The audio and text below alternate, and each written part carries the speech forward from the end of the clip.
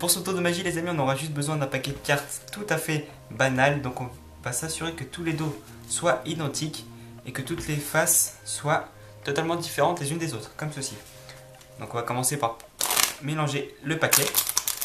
Un petit mélange à l'américaine. On peut en faire un autre pour s'assurer que toutes les cartes soient bien mélangées. Donc là, on va demander au spectateur de nous dire stop quand il le souhaite. Par exemple, stop sur cette carte. Hop, on tombe sur le 10 de cœur. 10 de cœur choisi par le spectateur qu'on va poser sur le coin de la table, comme ceci. Donc nous, le magicien, donc moi je vais choisir la première carte du dessus, donc l'as de pique. L'as de pique que je vais mettre au-dessus de la carte du spectateur, le 10 de cœur. Donc là, on se retrouve dans ce schéma-ci. Le 10 de cœur du spectateur et mon as de pique. Il suffit de mettre l'as de pique au-dessus de 10 de cœur, de les coller comme ceci, de bien les souder, et avec un petit peu de magie, si on claque des doigts et qu'on ouvre délicatement, notre as de pique s'est transformé en 10 de cœur, et la carte du spectateur s'est imprimée sur la carte du magicien. Et voilà pour ce tour de magie, on se retrouve tout de suite pour les explications.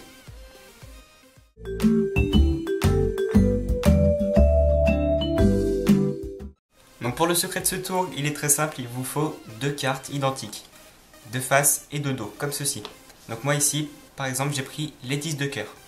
Donc les deux 10 de cœur, les deux cartes identiques, on va les mettre au-dessus du paquet, comme ceci.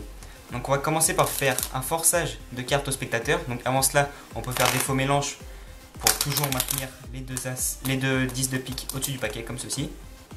Hop. On peut en refaire un deuxième. On peut faire des fausses coupes aussi.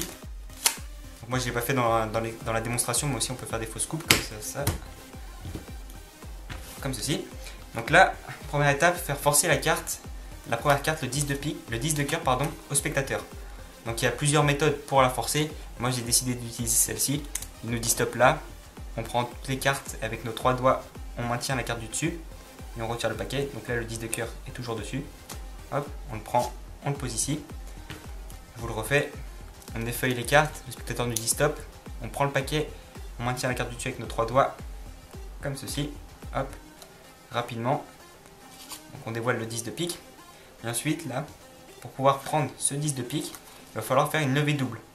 Donc une levée double, vous faites défiler le paquet comme ceci. Là, avec vos petits doigts, vous faites un break. Vous prenez deux cartes. Ou sinon, si vous êtes plus confirmé, vous effilochez les cartes comme ceci. Vous les faites défiler jusqu'à avoir deux cartes ici.